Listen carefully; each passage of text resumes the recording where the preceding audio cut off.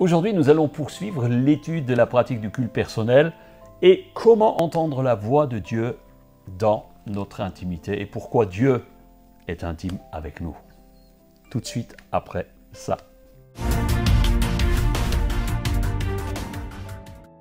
Bienvenue chers amis. Bonjour et bienvenue à vous tous. Quelle joie de vous retrouver. Ouais. On est toujours excités à chaque fois que nous venons ici pour vous partager nos pensées, nos réflexions, ce que Dieu a mis sur notre cœur. Et nous espérons vraiment aussi que ce que nous vous apportons, ce sont des choses abordables par le plus grand nombre.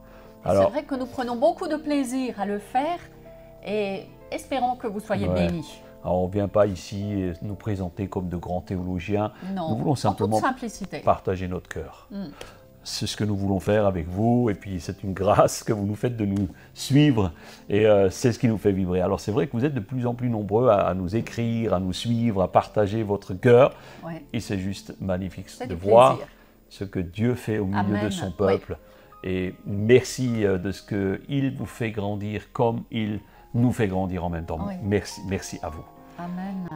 Alors la dernière fois, nous avons abordé le fait de connaître le vrai du faux, discerner le vrai du faux. Jésus dira, mes brebis entendent ma voix et me suivent. Ouais. C'est donc qu'il veut parler à chacune de ces brebis et qu'il les connaît même par leur nom. Chacune.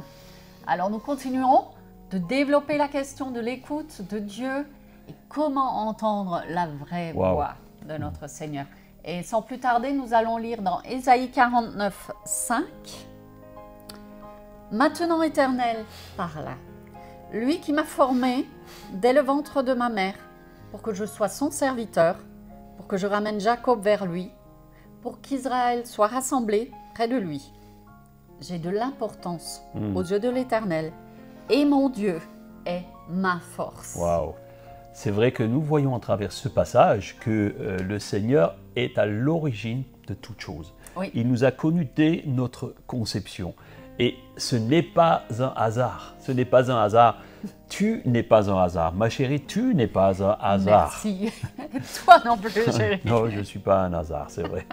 Dieu est un être divin, personnel, et il appelle chacun par son prénom. Oui. Nous avons tous un prénom.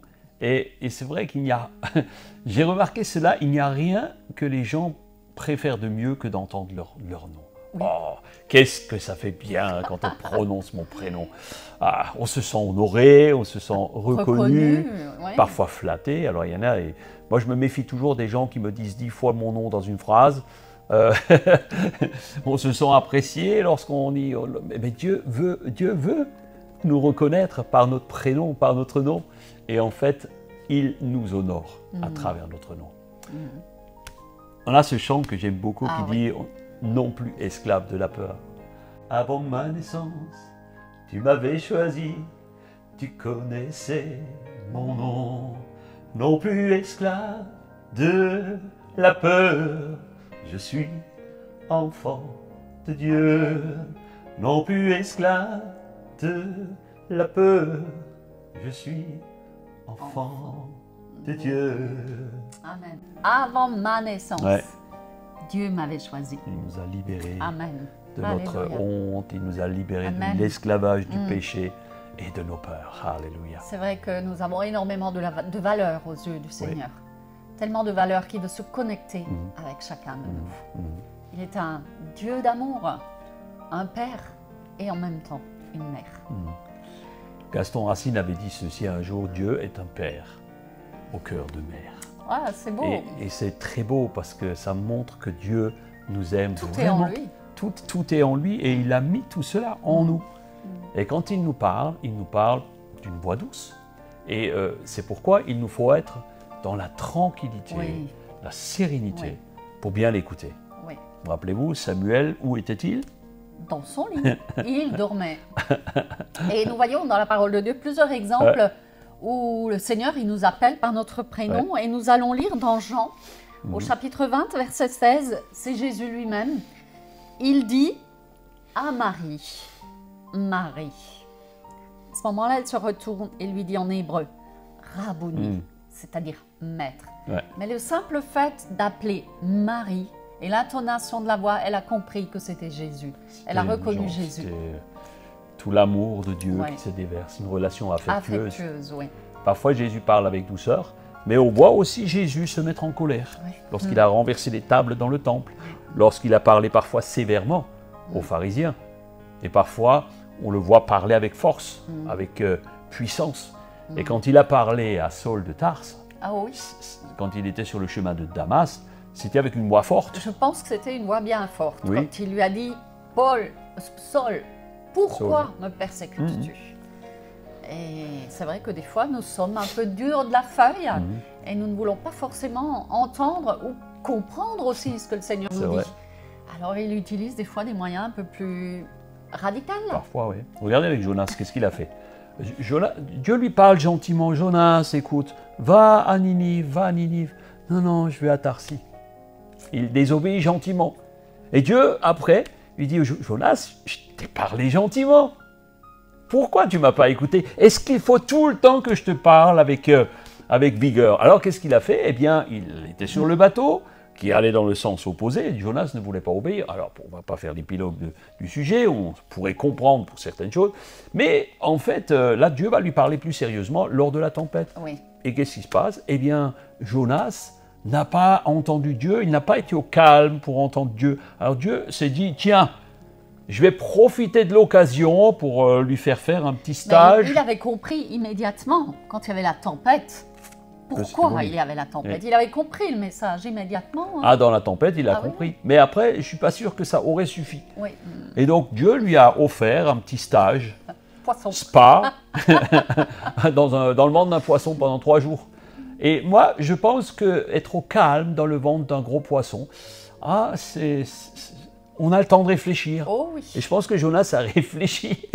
Et c'est ce qui me fait dire que Dieu veut nous parler lorsque nous avons la tête reposée, Oui.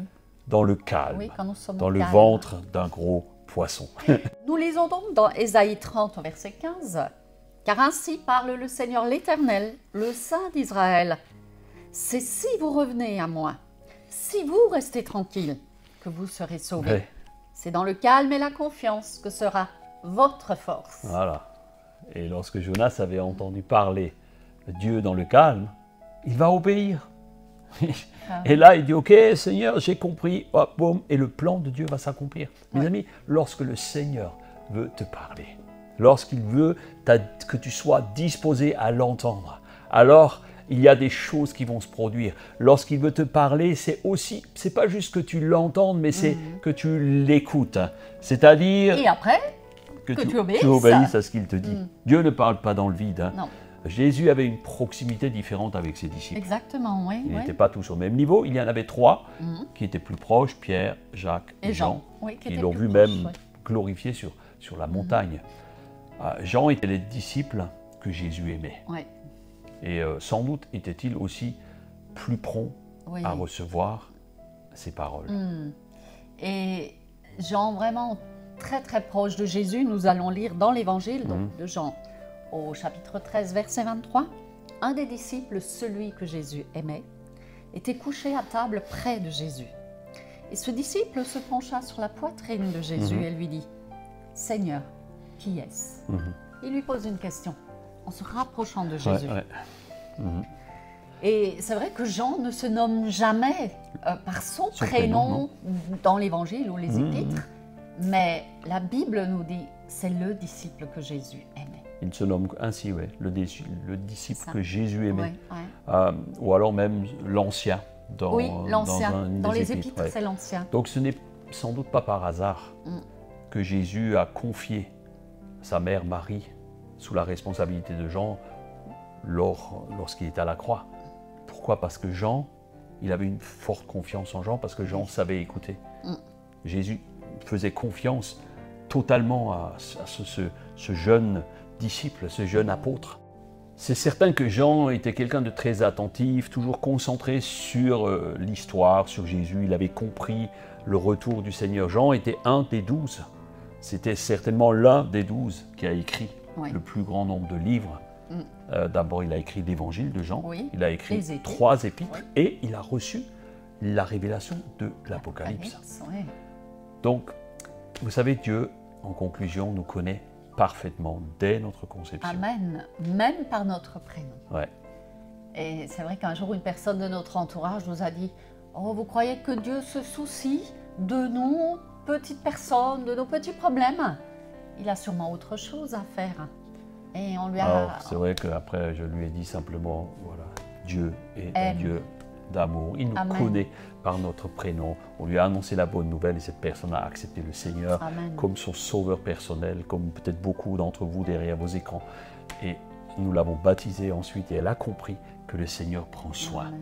de tous nos petits soucis. Il prend soin de ses enfants. Il connaît, il s'intéresse à nos problèmes, à nos besoins. Et c'est pourquoi il est important, je dirais voire vital, que nous soyons en communion avec lui, à son écoute. C'est d'ailleurs dommage de ne pas se laisser aimer par quelqu'un qui vous aime. Oui. Alors laissons-nous aimer aussi par C'est le vrai, Seigneur ouais, et aimons-le en retour. Alléluia. Prions ensemble. Alléluia. Oh Seigneur, merci pour ta parole si précieuse. Merci pour ton amour, Seigneur, pour chacun de tes enfants. Je prie pour que nous ayons le discernement, Seigneur, lorsque ta voix Alléluia. douce nous parle.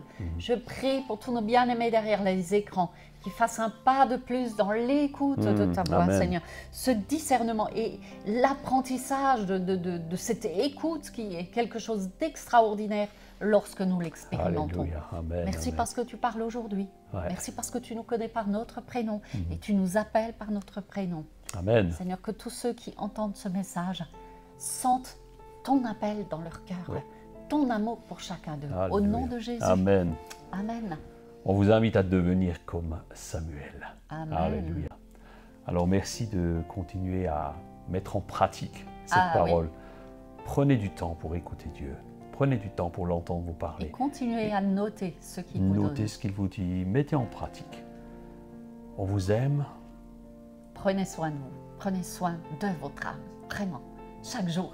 À très bientôt. Très belle journée à vous. Bonne journée à vous. À Bye bye. bientôt. Ciao.